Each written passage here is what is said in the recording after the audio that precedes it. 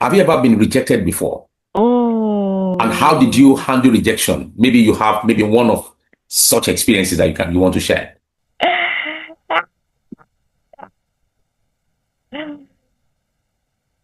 they say in life, expect the best, prepare for the worst. You see, most of us, you see that prepare for the worst, we shove it somewhere down. You see, God forbid, again, God forbid, meaning it's never going to happen. We don't want it to happen.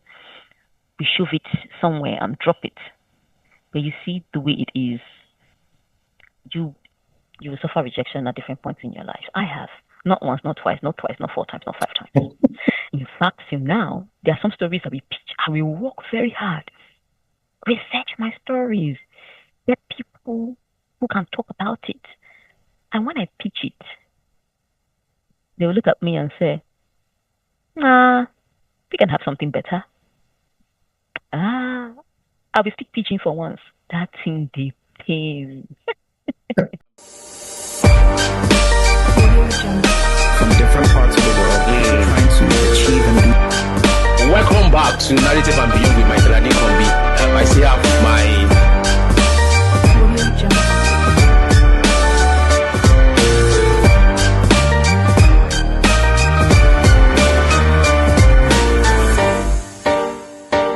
Welcome back to Narrative and Beyond. I'm having a conversation with Mercy Frank. Mercy Frank is a media personality. She does a lot of things from storytelling to communication. She's doing a lot of things that, that at times I don't know where to place her. Journalism is just a subset of what she does, really. So please welcome Mercy Frank again. So we're going to continue from the question that I posed to you on mentoring for for teenagers, especially young people who live in underserved environment. I like the way you put it, underserved environment. All right. So please, you can go on from there. Yeah. So how can they be mentored? What should they look out for in a mentor? So that they can turn out to be who who they dream to become. And you've said something in the part one that very, very instructive. Every dream is valid. You need to dream. And you said something again that you don't need to pay to dream. So why not dream? Because you are not limited. Nobody's placing a price tag on it. So why not dream regardless of where you find yourself in your environment? So dream. Every dream is very valid, and dream do come to pass. All right, thank you, Mercy. You can go on from there. Thank you so much. What you said is really pivotal. Dreams are valid. Dreams that are meant to help the world become a better place. Yes. They are Yes. valid. I have to put that caveat there because Thank you for chipping that in. Yeah. um, and every dream is achievable. Every dream that would help make the world a better place is achievable, and there are elements that can help you make that achievable. And one of the elements is mentorship. Now, aside the fact that your parents sent you to school, if they are able to, if your parents were not able to send you to school or are not able to send you to school, it's absolutely okay. Nobody says that cannot stop you from being who you want to be. One of the elements is of helping you get to where you want to get to is mentorship. And you do not need to get mentorship from the four walls of a school. In fact, the best mentorship you can get is the one you get outside of your school. Real life experiences. That's your number one mentorship because you learn from your mistakes, you learn from your past, and that is what they call hindsight. But there is something a bit more powerful and more profitable than hindsight. It is called insight. And that insight will help you navigate life in such a way that you can avoid mistakes that other people have fallen a trap to by listening to them. And that is where mentorship comes in. Your mentor who is doing what you are dreaming of doing will be the one to say, I did A, B, C, and D. I did A, it was good. I did B, it felt good. It was when I was doing C that I realized that B was the wrong step for me to take, and it took me back to A. Don't make the same mistake. That's the whole essence of mentorship. It will help you gain insight so that you don't have to rely on hindsight to achieve your dream in life. And I say it again, it is not in your school that you will get the mentorship. It is by speaking or listening to someone who is doing something related to what you're doing.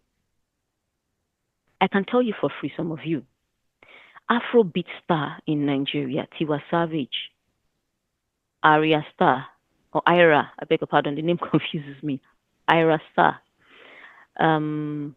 People like Wizkid and the Burna Boys, fantastic set of human beings. They are making their money, they are doing well in their profession, seemingly, but they are not your mentors. So if you don't want to be like Tiwa Savage, she has no business being your mentor. Absolutely no business. So please, you look for somebody who is doing something related to what you were doing, and then you begin to study the person. If you don't have access to the person one-on-one, watch the person on Instagram, watch the person on X, watch the person on LinkedIn, watch the person on YouTube, listen to the person at least once every week. If it's too much, minimum, I beg your pardon, once every week. And what you hear the person say, try to practice what the person said. It's very important. Now, before you go ahead and practice what the person said, you have to also find out what is the source of the person's success. It's very important. Not every success is good success. That's right. I'm going to tell you that for free. Yeah, clock it. Yeah. Not every success is good success. If you want to go far in life, you look for somebody's success that is tangible, that is known by everybody. And you see, that person will not be ashamed to talk about his or her source of success. In fact, you hear the person, something like, oh, thanks be to God, I give God glory. Oh, I worked hard for this. Oh, I read hard. The person will tell you, oh, I suffered this difficulty. Oh, I failed. It's important. You will look out for those things. If the person has never failed in life, I don't know. I've never had a situation where I've not failed before, so I can't speak for those who have not failed. Maybe they have this grace. I don't know. Maybe you can tell me, Michael. Maybe they have this grace that all your life is just what they call, Nigerians will call siriri werere, a smooth ride. I've not had that, you know. You look out for somebody who has failed as well, because you'll be able to learn from the person's failure.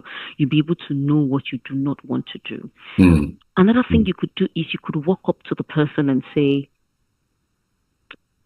I like what you're doing. I want to do something like what you're doing. This is exactly my dream.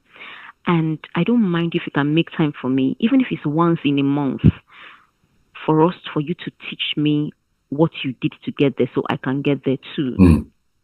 But at this age, as a teenager, if you're under 21, especially if you're a woman, if you're under 21, especially if you're a girl, a guy can do that as well. You should speak to somebody you trust first, like your mom or your dad. Very important. If you don't have your mom or your dad, you speak to that auntie, your mother or your father's family, who you trust so much, and the person loves you well. And tell the person, I want to that thing that senator is doing when they're speaking in the government house. I want to sit down in that red chamber or the green chamber, and I want to stand up and I want to talk to people. I want to tell them the government should put money so that they will take care of people in Badagry, or they will take care of people in Imo State, because I don't like the way people are suffering. I want to be able to do that. Then the person will either tell you, fantastic dream. Okay, why don't you probably go become a lawyer at first, so you can learn some of these things, learn the Constitution, learn blah, blah, blah, learn how to argue, so you can put forth your prayer well, The person can tell you, oh, you can probably go learn political science, so you can know how to. The person will tell you. So you have to look for somebody who is there. If they are far from you, you watch them on TV, and you now pray to God, God, please, I want to meet a senator or somebody who is in the House of Rep that can help me, get to that place in life. Surprisingly, you will find one in your area. And that's the thing with most of us in Nigeria. We are so centralist minded that we don't see the sub levels, meaning in your community, In your community. have a legislator. Their doors are opened for you to walk up to them and talk to them. It will be on your CV. Let me tell you that, see, before the age of 21, if you start making the right decisions and the right execution, you will have a fantastic CV when you are done with your university that you can place that will beat somebody who went through school and still looking for a job 4 years later. These little things you do with. Oh, I walked up to my, I became a youth advocate for my community. You want to do it? Oh, I just walk up to my local government legislator and I told the person, oh, I want to start taking care of our teenagers. There's so much young people getting pregnant. What can we do to reduce it, sir? I'd like to work with you. Teach me what I can do and what you can do. And before you know what happened, both of you can collaborate. That is a fantastic element you have added to your CV and to your work experience. Tomorrow, if I want to employ somebody, probably a youth mentor, before I go look at somebody who studied law and can speak all the grammar in the Constitution, I will pick you before I pick that person. For heaven's sake, you might be 21. So it's very important you talk to people. And in talking to people, you should be able to articulate yourself. Learn to express yourself. This is a world where if you keep quiet, the person who makes the most noise that is not as intelligent as you are will actually get it. And that's on period. Yeah. So you have to learn to begin to speak up. Open your mouth. Even the God I serve, the God you serve, before you talk to him, you don't just say in your mind, I'm like, after all, he can hear me. He knows what is happening in my mind. Let him do it now. You have to open your mouth and articulate specifically what you want him to do for you. Now, if the God you serve wants you to do that, how much more human beings who don't understand what is going on in your mind? So if you sit there, keep quiet, and you think they would understand me anyway, nobody knows what's going on in your mind. So you need to learn to articulate yourself. It's very, very important. So you look for these things. If they are far from you, when you go online, you see all those people you are following that's not adding value to your life. You watch and watch and watch for 1 hour, and the next you start having headache, or you start having this terrible feeling you don't know where it's coming from. You need to start unfollowing them. It is difficult to unfollow them, and follow the exact people that when you're scrolling your timeline, that is all you're going to be seeing. And by the time you fill your mind with those things, I kid you not, you start thinking about it on a regular, and life will bring opportunities your way that will get you to that position in life. Awesome. Thank you. Have you ever been rejected before? Oh. And how did you handle rejection? Maybe you have one of such experiences that you want to share.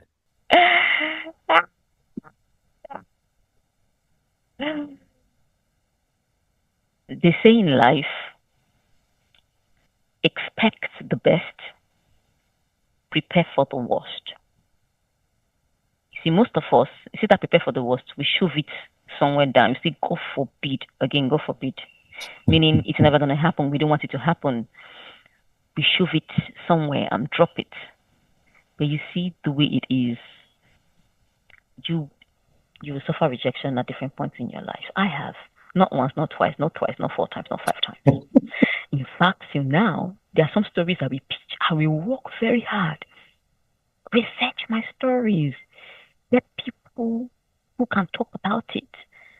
And when I pitch it, they will look at me and say, nah, we can have something better. I will speak pidgin for once. That's in the pain. But as life goes on, you would have shock absorbers. Yeah, you develop shock absorbers, meaning you will have to deliberately and consciously work on yourself so that when you hear a no, what will be going on in your head will be, why?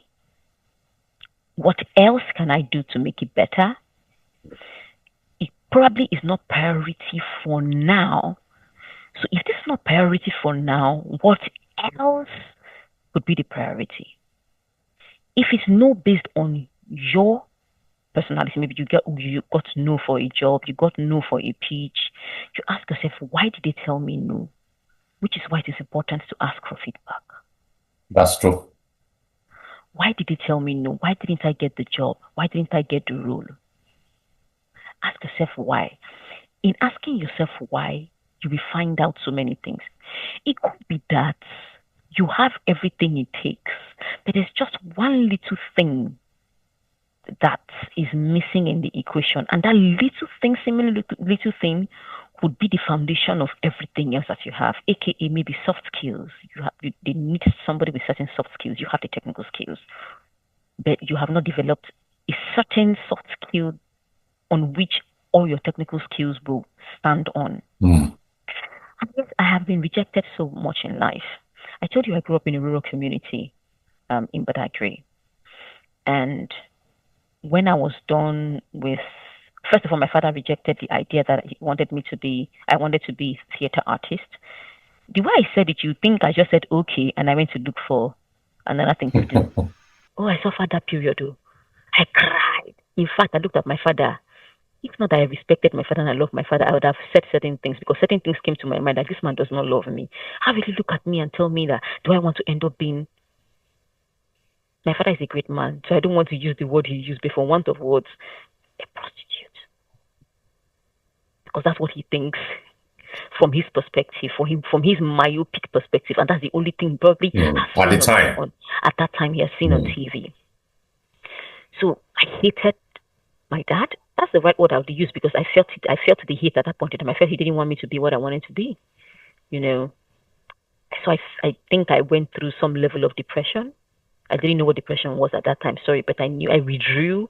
I didn't want to talk to anybody. I just ate and I, good morning, sir, and I walk into my room, good morning, sir. Yeah, I went through it. It was very painful. But I asked myself why at that young age. That was when I understood that he does not see that career as something that will pay you, that will give you a constant wage. That was his first fear. Mm. That was his first fear, actually. And it's really valid, to be sincere, to an extent. So that was the first rejection that I experienced, that I was conscious of. Second rejection was my JAMB results. They looked at me and told me that 1 whole year you spent writing an exam, forget it. Your center is a no-no. Get out. 1 full year? How can somebody just wake up in the morning and just decide what your life will be? Waste your entire 1 year. That's a conversation for another day. Sincerely speaking, it is. But hey, we move on. Yeah. Then the most seemingly, the rejection that really would always come to my mind is when I started looking for job in radio and TV stations. For the first 2-3 years, I heard a lot of no. No, because where I was living was far. No, because I didn't have some sort of experience. No, because I didn't look like kids. You know, back then they preferred light-skinned girls, girls who were tall, girls who had full features that would attract the male or the opposite sex on TV, and that would make women jealous and want to watch more. They wanted those women, and I was a 5'3" woman. I'm a petite woman. I'm a small woman. I don't have those features, but all I had was a big mouth. So I got a lot of news, uncountable news, and some actually told me to my face I didn't look like it. I didn't have those features. Wow. Sincerely, I'm going to be as explicit as I can. Somebody looked at me and said, "Oh, your breasts are not big enough." And she turned me around like this and said, "Ah, no, you don't have the bum for it. Wow. So we're not going to give it to you." I'm telling you, what happened to the guy later? I think he was fired. When I heard he was fired, I said, "Oh, good job." You know, I had a lot of news, and it was painful. But over the years, I had to work on myself to be able to turn that no into several yeses. Today, I get, in- um, I get, um, I get poaching emails. I get poaching emails today, and I'm like, no, I don't want to do this. I'm so sorry. I'm the one that tell people no now. If it Hmm. hurts them, that Hmm. uh, we are not, we don't align at this point. So, Hmm. so every no comes with a reason. It will be painful for them too because they missed having me. Just as I'm still going to get no's ahead, I'm not rejecting it. Keep the nose coming, baby. Hmm. So yes, you develop shock absorbers for it, because some news are are actually protective for you. There's some Hmm. things that when you get into would either mar you, change Hmm. the trajectory of your life, Hmm. but it tells you no. That boyfriend, that guy who you really like and you've been admiring, you want him to ask you out and date you. He's not been asking you out, and you went to throw yourself at him, and he looks at you and tells you no, either in words or he tells you with his attitude, his body language. It might just be life protecting you. That job. No, it might just be life protecting you because Hmm. down the line you don't know what's at stake. They could retrench people. You That's could lose correct. it. So many things could happen. What I could say is be open. There's something called serendipity. Be open. Just be open for pleasant surprises. And yeah, once again, keep the nose coming. Thank you very much. I know that I've taken a long time with you today. Just before we go, what role did your faith play in the scheme of things? You've mentioned that from the beginning, your introduction, that you can't remove the impact of your faith in God from who you become today and from what you even still doing till now. So, um, how does that impact your work as a media personality? How does your faith impact your work as a media personality? Thank you so much for that question. The way I see faith is consciousness. That's how I define faith. Conscious of your purpose. This is why, of all the sperm that was shot, this was why you were the only one who went through, fertilized, and became an embryo. This was the reason why your mother went through the 9 months of labor, 9 months of pregnancy, and then hours Pregnancy. of labor to give birth to you. This was why your parents did all they can to ensure you got to where you are today. Consciousness on your why. That's one of the most important things faith does to me. It makes me ask, why am I here? If I'm able to know why I am here, That's your purpose. my purpose, then I ask, what do I do? Then if I'm able to figure out what do I do, I ask, where do I get everything it takes to do it? AKA, what is my source? Mm. And that is where the main foundation of my faith comes to play. So when I realize what my source is, God Almighty, in the person of the Father, the Son, Jesus Christ, I'm a Jesus baby, and the Holy Spirit who is present with me at all times. If I'm conscious, or when I'm conscious of that, no matter what phase in life I'm in, no matter what experience I face at that point in time, the very pleasant, the very ugly, that consciousness helps me understand the role that particular phase of life or experience is playing in the overall scheme of things. Mm. Mm. Mm. It also helps me with peace of mind. You see, you cannot buy peace of mind in the market. That's right. Nobody can afford it. Mm. Nobody can afford it. Mm. There's no price tag on it. Mm. Nobody. Ask the richest who ever lived, the person who ask Solomon, the richest man ever. In fact, there are documentations that are saying, I mean, the current list of rich people. I mean, if you put the richest man, it does not equate to the level of Wealth. of prosperity or wealth that Solomon had in his time. Yeah. That man who had everything, including women at his beck and call. Mm. You know the number of women King Solomon had. 1,000. I won't tell you here. You go and look at it yourself. The man had everything. People bowed to him. Nobody wanted to fight with him.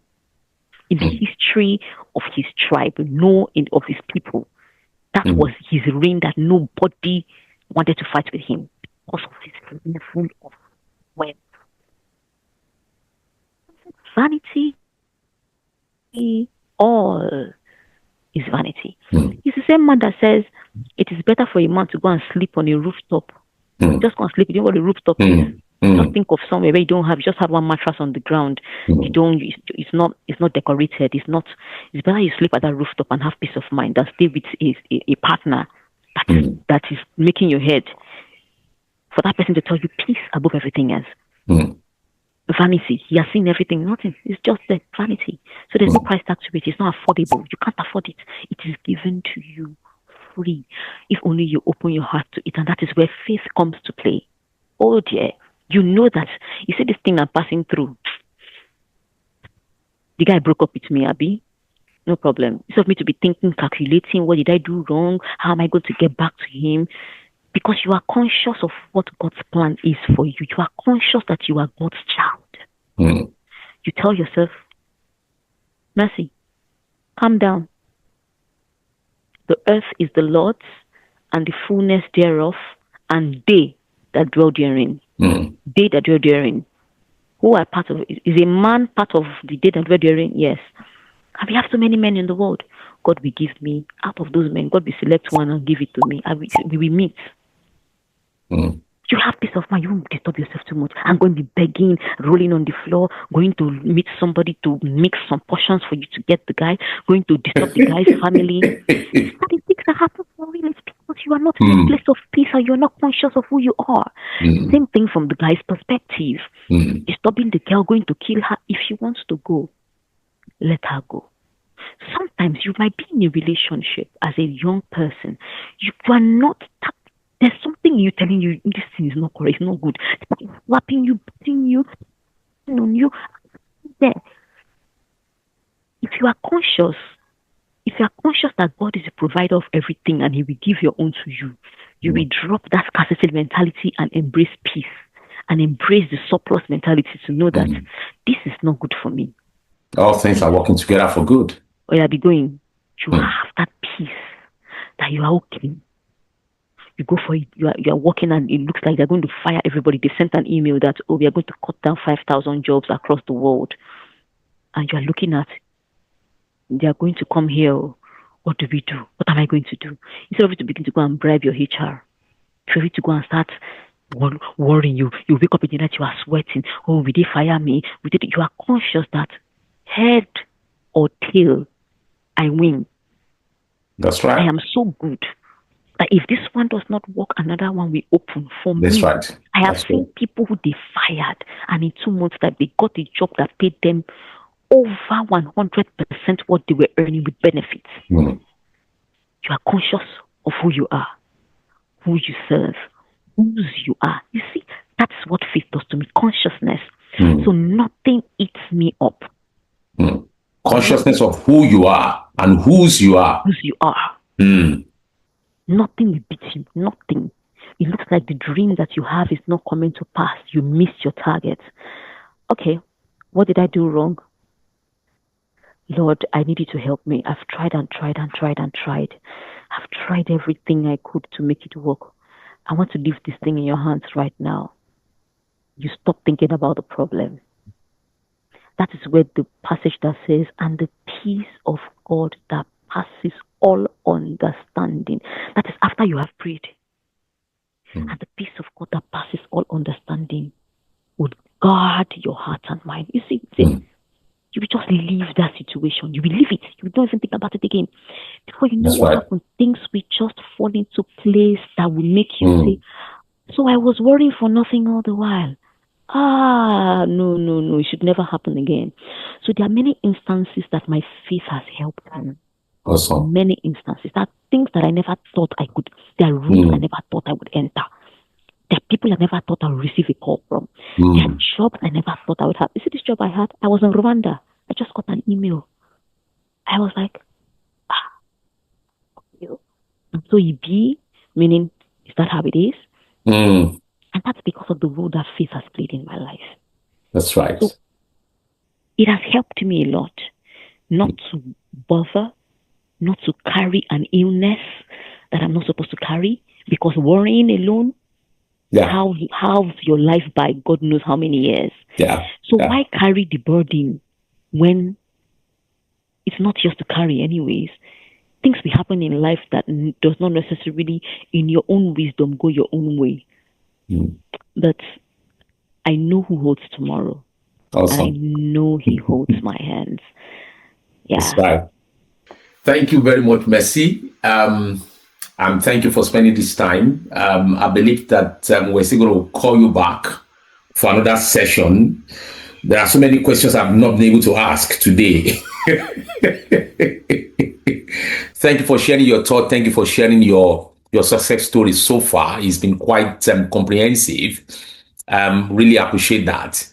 Thank you. This is Narrative and Beyond with Michael Adekombi. Make sure that you subscribe and like and share. And just like I said the last time, if you want to have access to be mentored or something like that with some of our guests, you can send an email to narratives and beyond together, narratives and beyond @gmail.com. So we'll pass it on to them. And I've been getting different questions from different people reaching out to us. And then we have someone who manages the media handles to ensure that we get those things out and reach out to those people. Thank you very much, Mercy. Thank you for your time today. Thank you so much. It was good to speak. This is what I'm passionate about. Yes. Young people, because I made the right decision when I was young, enjoying the benefits of it today, and I want to see more young people do the same. So thank you. Thank you. All right, Mercy. Thank you. Thank you, viewers. And until we come again to your screen, have an inspired season. Bye for now. From different parts of the world, trying to achieve and do. Welcome back to Narrative and Beyond with my